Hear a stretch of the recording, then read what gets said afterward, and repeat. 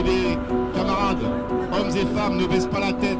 Nous devons amplifier ce mouvement. How dare you continue to look away?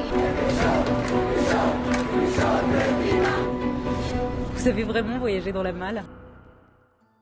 Allez, évidemment, on va parler du Brésil, on va parler de l'invasion des lieux de pouvoir à Brasilia par les militants pro-Bolsonaro, par les bolsonaristes, l'extrême droite en forme bien sûr, hein, qui n'accepte toujours pas de perdre des élections. Une semaine après l'investiture du président de gauche Lula pour un troisième mandat à la tête du Brésil, plusieurs milliers de partisans de l'ancien chef de l'État Jair Bolsonaro se sont retrouvés dans la capitale Brasilia pour manifester leur opposition et souligner leur refus d'accepter le résultat de l'élection présidentielle. Aux chants de protestation et prières à haute voix, on rapidement succédé les jets de projectiles, pierres et cocktails Molotov sur les forces de l'ordre regroupées pour protéger la rampe du palais de Planalto où Luiz Inácio Lula da Silva a reçu l'écharpe présidentielle, mais aussi la place des trois pouvoirs où se côtoient le Congrès, le palais présidentiel et la Cour suprême. Ils ont envahi un petit peu tout ce qu'ils trouvaient. Alors Lula n'était pas là, hein, il était en déplacement. Pour disperser la foule, des grenades assourdissantes ont été lancées par les forces de l'ordre depuis un hélicoptère sur les manifestants qui occupaient le toit du Congrès. Sur des réseaux sociaux, les vidéos ont très vite circulé, montrant des bureaux de parlementaires sans dessus-dessous ou des manifestants debout sur les sièges de l'hémicycle au Sénat. L'un d'eux s'est assis sur le siège du président de la Chambre haute, un mimétisme saisissant avec les manifestants pro-Trump au Congrès américain il y a 2 ans. Effectivement, ce que dit Soubak est vrai, c'est qu'il y a une différence entre les deux. Alors je vois plusieurs différences évidemment, mais ça reste une imitation. Effectivement, aux États-Unis, ceux qui font de l'insurrection voulaient empêcher le Congrès de certifier l'élection et potentiellement tuer des législateurs ou Pence, c'est vrai. Et là, au Brésil, c'est juste une imitation sans but précis. Enfin, il demandait une intervention militaire, mais c'était peut-être plutôt une opportunité. Bolsonaro, voilà, la réaction de Bolsonaro. Vous me l'aviez demandé, je la cherchais. Les manifestations pacifiques sous la forme de la loi font partie de la démocratie. Cependant, les déprédations et les invasions de bâtiments publics telles qu'elles se sont produites aujourd'hui, ainsi que celles pratiquées par la gauche en 2013 et 2017, échappent à la règle. Tout au long de mon mandat, j'ai toujours été dans les 4 lignes de la Constitution, respectant et défendant les lois, la démocratie, la transparence et notre liberté sacrée. Bon, c'est vaguement condamné, hein, on va dire ça, c'est timidement condamné, surtout qu'il dit que c'est un peu comme la gauche en 2013 et 2017. Les attaques fascistes sur les bâtiments, les lieux de pouvoir, c'est un peu la faute à la gauche. Le président Lula est quant à lui rentré à Brasilia, parce qu'il était à Sao Paulo, je crois, dans la soirée de dimanche. Le chef de l'État de gauche en fonction depuis seulement une semaine avait peu avant déclaré dans un discours depuis l'État de Sao Paulo que son prédécesseur d'extrême droite avait encouragé les vandales fascistes à envahir les lieux de pouvoir à Brasilia. Des accusations rejetées par Bolsonaro. Je répudie les accusations sans preuve qui m'ont été attribuées par l'actuel chef de l'exécutif. Il dit pas le président. Hein. C'est paradoxal, mais ces actes terroristes pourraient être la meilleure opportunité pour Lula d'étendre son pouvoir contre le bolsonarisme. Tous les politiciens brésiliens ont été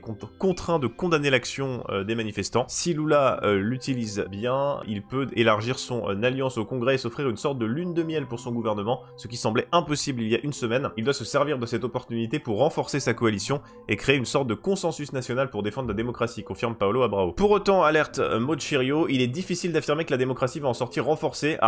Attention, analyse un petit peu en contradiction, car les événements de dimanche ont montré l'immensité des complicités internes entre les forces de l'ordre et les manifestants. Les forces de sécurité chargées de protéger les institutions ont été sciemment mises en sommeil pour permettre aux militants d'entrer dans les lieux de pouvoir. Alors que bizarrement, alors étonnamment, peut-être que ça va vous surprendre, mais il y a beaucoup de gens d'extrême droite dans l'armée et dans la police au Brésil.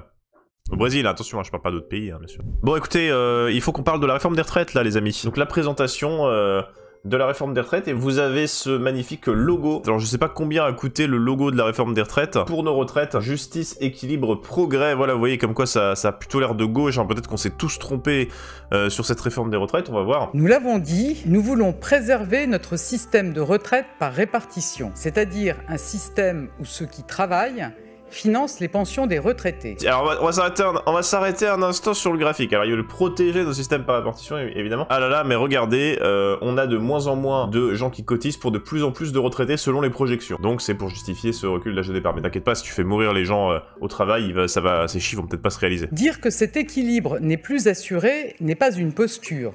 C'est un constat. Un constat critiquable, hein. Oui, effectivement, ça on l'a déjà vu, il y a effectivement le Conseil d'orientation des retraites dit qu'il y a l'équilibre est pas là, mais il dit aussi que l'équilibre pourrait revenir dans une quarantaine d'années, et que le déficit n'est pas énorme. On est à 12 milliards sur 330 milliards en termes de chiffres, hein, purement. Donc cette idée d'un déficit, on a l'impression que tout va se casser la gueule, que c'est en train de mourir, c'est pas vrai. C'est pas vrai. Je souhaite maintenant vous indiquer le cadre dans lequel s'inscrit le travail que nous conduisons depuis plusieurs mois afin d'assurer la pérennité de notre système de retraite. Alors, comment il explique ça? Comment il présente ça? Alors là, on est sur des éléments de langage. Hein. Alors, un projet qui finance exclusivement les retraites. Pas d'augmentation du coût du travail et des impôts. Et justement, quelqu'un disait dans le chat, quelle aurait été une autre solution pour la réforme de retraite que l'augmentation de l'âge légal? Et bah, il y aurait eu ça, il y aurait l'augmentation des cotisations, par exemple sur les plus hauts salaires ou les cotisations patronales, pour pouvoir mieux financer les pensions de retraite, plutôt que de faire travailler les gens plus longtemps. Augmenter de quelques euros des cotisations sur des plus hauts salaires, par exemple, ça aurait été peut-être une solution. Ou augmenter les cotisations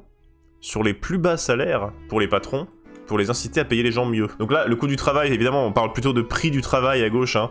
L'idée que le travail n'est pas un coût, mais un prix à payer quand on veut utiliser la force de travail de gens. Et le coût du travail, c'est votre salaire, hein. C'est vous. Ensuite, nous refusons d'augmenter le coût du travail et les impôts, car nous voulons atteindre le plein emploi. Ça n'a pas vraiment de rapport, enfin sauf dans leur logiciel idéologique. Ça c'est vraiment le côté extrêmement idéologique de ce gouvernement. Je pense que ça c'est le truc le plus idéologique qu'ils font. Refus absolu de toute augmentation d'impôts et de cotisations. C'est pas argumenté, c'est on est contre l'augmentation des impôts, donc on n'augmente pas les impôts. Le ministre du Travail a mené 3 cycles de concertation avec les partenaires sociaux depuis octobre. Les partenaires sociaux qui ont dit que le gouvernement n'avait rien eu à faire. Même Laurent Berger était énervé, je vais vous dire.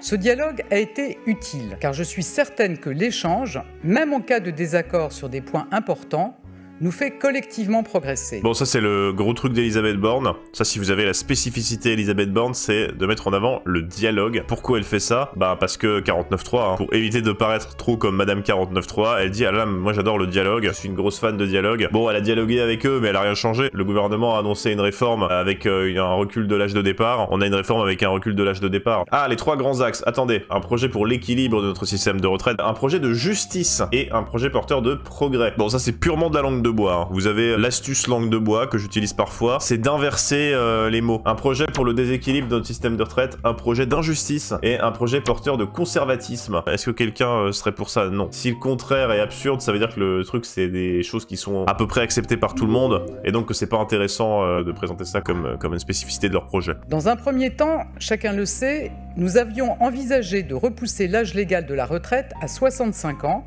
pour équilibrer le système en 2030. Comme le président de la République et moi avons pu le dire à de nombreuses reprises, ces 65 ans n'ont jamais été une fin en soi. Aussi, l'âge légal de départ à la retraite... Ah voilà, là on arrive dans le dur là. Nous allons conserver et améliorer le dispositif dit carrière longue en le rendant plus juste et plus lisible. Donc il y a des seuils pour les gens qui ont commencé à travailler très jeunes, mais c'est vraiment des carrières très très longues. Hein. La douce c'est que si t'as commencé à 16-18, ça te rajoute 1 an de plus que tout le monde par rapport à aujourd'hui. Ah yes. Ah oui, parce que l'annuité est plus longue, d'accord. Ensuite, je ne peux pas me résoudre à ce que le travail puisse abîmer tant de nos compatriotes. C'est pour cela que la prévention est au cœur de notre projet. La prévention c'est bien parce que ça évite de faire trop peser de trucs sur l'employeur. Vous dites ah bah voilà, vous avez pas assez suivi la prévention, donc c'est la faute du salarié. Alors que bon, les contraintes légales sur les obligations de moyens de résultat, les risques psychosociaux, tout ça machin, ça c'est pénible ça. Alors que la prévention ça c'est bien. En vrai faut faire de la prévention, mais le fait de mettre le zoom uniquement là-dessus c'est aussi idéologique. Lorsque vous rencontrez ces Français, lorsque vous les lisez,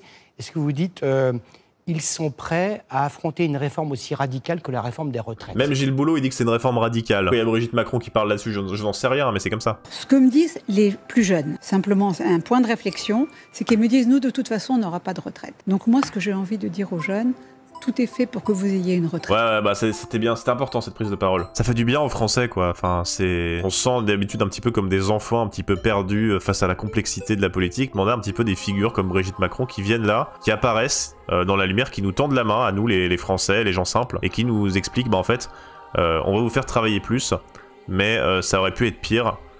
Et donc fermez vos gueules, quoi, voilà. Et ça c'est beau, moi ça me met limite la petite larme à l'œil quand j'entends des choses comme ça. Ce que je vous propose maintenant, c'est de revenir un petit peu plus sur la réforme vue par Mediapart, déjà, soyons corpos. Les Français et Françaises ont certes gagné environ 15 ans d'espérance de vie depuis 1950, les femmes nées en 2021 ont une espérance de vie de plus de 85 ans contre 79 ans pour les hommes, mais cette évolution stagne, et les réformes déjà votées font reculer plus vite l'âge de la retraite que n'évolue l'espérance de vie. L'espérance de vie moyenne masque par ailleurs de nombreuses inégalités selon les classes sociales. L'espérance de vie d'une cadre aujourd'hui âgée de 35 ans s'élève à 88 ans, c'est, comme le relève Le Monde, plus de 10 ans de plus que pour un ouvrier du même âge. Donc évidemment des énormes écarts d'espérance de vie en fonction de votre classe sociale, ça c'est le classico. Alors là, on parlait de l'emploi des seniors, parce qu'Elisabeth Borne a dit ce qui est vrai, que l'emploi des seniors était bas en France.